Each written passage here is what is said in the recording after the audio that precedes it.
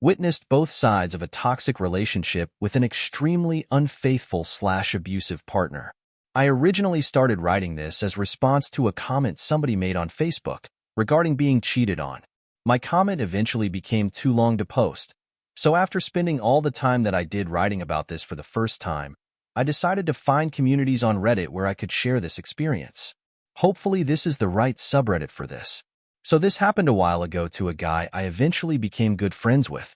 I, 20 at the time, was originally friends with his girlfriend, 19, long before they started dating. However, I became very close to both of them in the time they dated. I ended up spending a lot of time with either one or both of them together, within the 3-year time span their relationship lasted. He, 24, knew he never had to worry about his girlfriend being alone with me because I'm gay.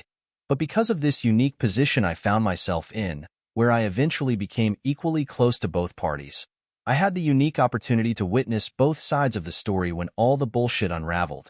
So when the girl, we'll call her Alexis, started sneaking around behind her boyfriends, we'll call him Mark, back, this sort of behavior wasn't anything new to her. I've known this girl since we were children, as she grew up several houses away, and therefore I had many opportunities to see how she behaved in her relationships.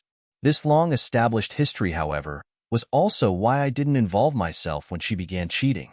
I hadn't yet become very close to Mark. I probably only knew him for a few months, but because Alexis knew I could keep my mouth shut, she pretty much told me everything. Oftentimes, I even got to be there to see it happen for myself. I don't necessarily mean that I was in the same room watching another dude take her to Pound Town, although that did happen too on a few occasions. I instead would usually be in the same building or right outside, knowing what she was inside doing, knowing that the only reason she dragged me along with her to some random place was so that she could meet one of her side pieces, and she had quite a few, most of which I also got to know fairly well, even becoming really close with 2 of them. As far as I'm aware, Alexis's infidelity began with one of the 2 guys that I also became close friends with. It began innocently enough when he started hanging out more frequently with Alexis and I. While Mark was away at work, he worked odd hours, or resting during the day. When Mark learned about the other guy spending so much time with us, Alexis presented him to Mark as her sister's friend that she also developed a friendship with. How they met was the truth, but he was a lot more than just a friend to her. And over time, he was far from the only new friend to come into her life. Mark really didn't seem to start questioning things until his girlfriend's behavior became a lot more suspicious. She'd suddenly spend large gaps of time away from him, giving him any excuse she pulled out of her ass in that moment.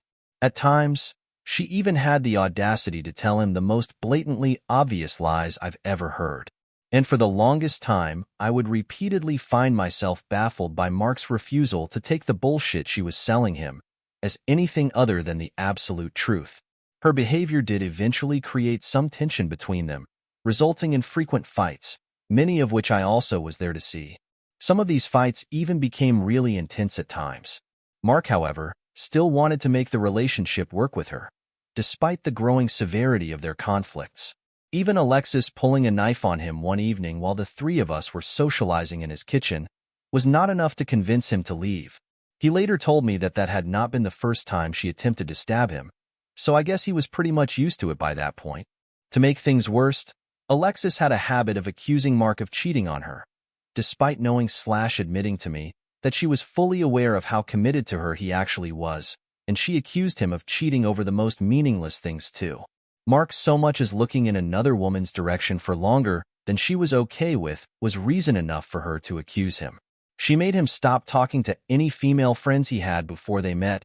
He couldn't like any photos posted by other women on social media, and she wasn't okay with him even speaking directly to women other than her, even innocently. Obviously, there were times she made exceptions for him talking to women, but those exceptions only came for interactions he could not avoid, like when he's talking to a cashier/restaurant server. And even in the few circumstances she permitted it, if their conversations sounded just a little too friendly for her, she would lose it. In the best-case scenarios, she'd begin pointless arguments, and during the worst scenarios, she would full-on start swinging on him the very moment the 3 of us were alone again. Frequently, she used these unnecessary conflicts as a guise, giving her legitimate reason to avoid him for periods of time, so that she would be able to cheat without arousing her boyfriend's suspicion. As mentioned earlier, she had many guys she regularly saw. I'm not sure of an exact number. I know of at least 7. I won't detail the drama that occurred in our interactions with any of them. This post would become an entire novel if I tried to, but instead we'll skip to the last few months of their relationship, when her inability to stay loyal resulted in a pregnancy she was seriously panicked to learn about. She had very few clues as to who the actual father might be, and all this was happening just a couple months after Mark unexpectedly walked into undeniable proof of Alexis's actions during the middle of her graduation ceremony. Her younger sister unintentionally told him, and it really broke him. Him and I started to become much closer friends after this happened. We became such close friends that I finally had to ask Alexis to stop telling me about her sexual conquests. I was beginning to feel guilty for the staggering amount of information I withheld from Mark. There were just so many things fucked up about their relationship. She could cheat, but was entitled to his loyalty. Some of the guys she was sleeping with were the same guys Mark considered to be his closest friends in high school. My guilt increased tenfold when I fell on hard times and became homeless, only for Mark to open his door to me. After Alexis asked if he could help me out. It was actually his parents' home, but only Mark and his brother-in-law lived there. He had to sneak me around the brother-in-law, though, because his parents, as well as the sister who had married the brother-in-law, were particularly racist. I'm also black and homophobic people, so I definitely knew I really wasn't supposed to be there. I just didn't have other options available at the time. So I bet you can imagine just how shitty I felt about myself to have him taking such a big risk for me, while I happened to have an extensive library of knowledge about Alexis's misdeeds, both before and after her graduation ceremony, where Mark only learned about 2 of them. I also knew it was still happening, even after I told Alexis not to tell me anything anymore. While she agreed that she would stop telling me, she instead found ways to indirectly tell me, or make it so obvious that I had no doubts about what she was up to. What kept me from ever saying anything was just how much longer I had known Alexis for. She had become almost like a sister to me, and at that time had always treated me well. She didn't display any of the same toxic behaviors in her friendships that she shamelessly demonstrated in her relationships that has since changed, or I wouldn't even be writing this. But as I became closer friends with Mark, being pretty much her only confidant was becoming an increasingly difficult role to take on. The burden of carrying a compounding list of all her betrayals was just becoming more than I was able to bear. I thought I made that clear to her when I requested to be left in the dark on certain things. So just imagine my surprise on the day she learned of her pregnancy, when she told me that I had to tell Mark that the baby was his, because she knew he would actually listen me. You see, she didn't just want Mark to be the father. She needed it to be him, because he was hands down the best candidate out of everyone that she was sleeping with. Yeah, Mark lived in his parents' home, but it was by choice, not necessity. He had a stable job/income, and he was still trying to make things work with her, even after he found out that she had cheated on him multiple times with multiple guys. But above all else, what really appealed to her was the fact that Mark's family had money. All the other potential fathers had some major issues Mark didn't, ultimately preventing her from believing they'd be suitable fathers for her baby. They were either equally as unfaithful as she was, broke, on heroin, a few were felons, one was underage, along with many other things she wasn't looking for in a father to her child.